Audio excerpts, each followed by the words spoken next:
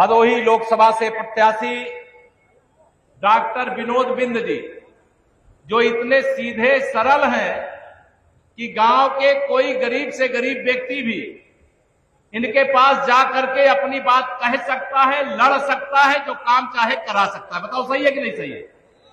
दोनों हाथ में बताओ सही है कि नहीं सही है? तो भारतीय जनता पार्टी के नेतृत्व ने डॉक्टर विनोद बिंद जी को भदोही लोकसभा से प्रत्याशी बना करके भेजा है और सांसद बना करके आपको भेजना है।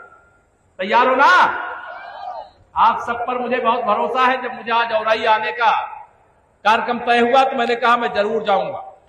मंच पर हमारे जिला पंचायत के अध्यक्ष श्री अनुव्रत तिवारी जी, हमारे जिले के प्रभारी नागेंद्र रघुवंशी जी, जिले के अध्यक्ष श्री दीपक मिश्रा जी, लोकसभा के प्रभारी श्री अभिमन्यु सिंह जी, संयोजक श्री श्याम बिहारी पांडे जी, विधानसभा के प्रभारी संयोजक अवधेश सिंह सारथी जी और नागेंद्र सिंह जी, हमारे वरिष्ठ साथी जो विधानसभा में हैं, हमारे आदरणीय दीनानाथ भास्कर जी, आदरणीय विपुल दुबे जी, और एक हमारी बहन पूर्व मंत्री जो कानपुर से आपके बीच में आई है, विधायक है आदरणीय नीलमा कटियार जी, वह भी मंच पर है। सब लोगों की भेंट हुई होगी।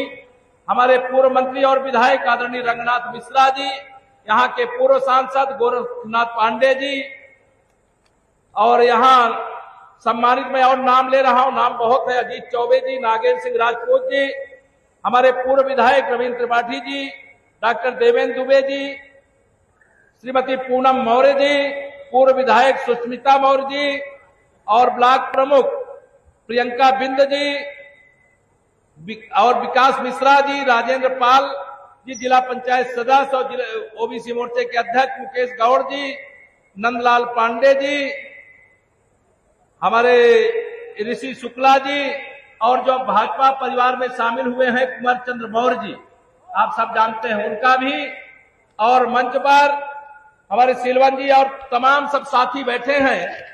मैं सबका हृदय से सम्मानित मंच, हमारे सभी गठबंधन दल के भी सब पदाधिकारी और सामने बैठे हुए मेरे पिता समान बड़े बुजुर्गों, मेरे नौजवान दोस्तों, मेरे माताओं और बहनों, मेरे पत्रकार मित्रों, मैं आपको यह बताने आया हूं 2024 का यह लोकसभा चुनाव, एक तरफ गरीबों की भलाई चाहने वाले, महिलाओं का सशक्तिकरण चाहने वाले, नौजवानों के उज्जवल भविष्य के पथ के हर कांटे को बुनने वाले, बुजुर्गों का सम्मान करने वाले, देश की ताकत का डंका पूरी दुनिया में स्थापित करने वाले माननीय नरेंद्र मोदी जी हैं। दूसरी तरफ गुंडे, अपराधी, माफिया, दंगाई और भ्रष्टाचारियों का एक गिरोह, जिसे इंडी गठबंधन कहते हैं, वह सबका संकल्प है, लक्ष्य है कि हम 2024 में नरेंद्र मोदी जी को देश का प्रधानमंत्री नहीं रहने देंगे।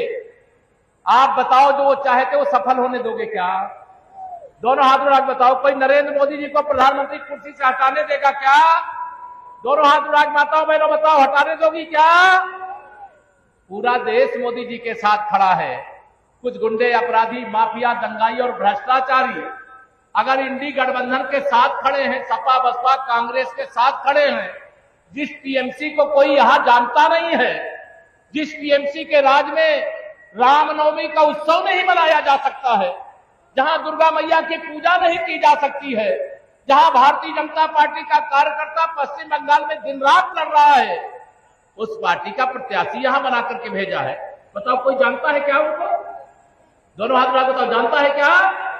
मैं डॉक्टर विनोद बिंद जी को यहां से सांसद बनाने की जब अपील करने आया हूं, तो यह कहने आया हूं, यहां प्रत्याशी डॉक्टर विनोद बिंद जी को मत मानना।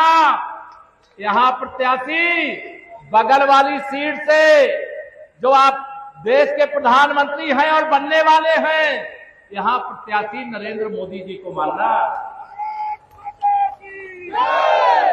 क्योंकि मोदी जी को प्रधानमंत्री बनाने के लिए आप सीधा मोदी जी को वोट नहीं दे सकते हैं। आप कमल का बटन दबाएंगे, विनोद जी को सांसद बनाएंगे तभी मोदी जी प्रधानमंत्री बन पाएंगे। आप सबकी जिम्मेदारी है। आज तारीख कौन सी है? 19 है ना? 20 मई नहीं, आज कौन सी तारीख है? 30 मई। आज 19 है ना? वही तो कंफ्यूज कर रहे हो। 25 मई को तो आपको अपना पराक्रम दिखाना है। 25 मई को मतदान है। ये गर्मी उस दिन भी रह सकती है, लेकिन आंधी क्या तूफान मिले, चाहे जितना व्यवधान मिले, हम सब उस विचार के मानने वाले हैं।